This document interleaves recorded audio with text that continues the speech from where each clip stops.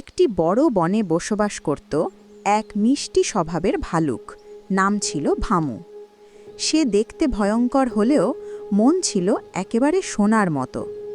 বনের সব প্রাণী তাকে খুব ভালোবাসত, কারণ সে কখনো কাউকে কষ্ট দিত না। একদিন বনে আগুন লেগে গেল।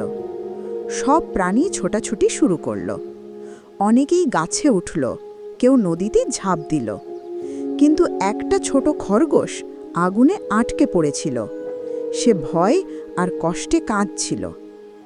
ভামু সেটা দেখতে পেয়ে দৌড়ে এলো। সে একটুও না ভেবে আগুনের মধ্যে ঢুকে গেল, খরগোশটিকে পিঠে তুলে নিয়ে নিরাপদ স্থানে নিয়ে এলো। খরগোশ কাঁদতে কাঁদতে বলল, ভামু ভাই, আপনি না থাকলে আমি তো আর বাঁচতাম না।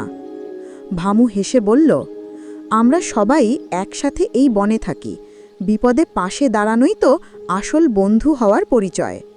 এরপর থেকে বনের সবাই আরও বেশি ভালোবাসতে লাগলো ভামুকে। আর ভামু, সে আগের মতোই নম্র ও সহানুভূতিশীল থাকলো।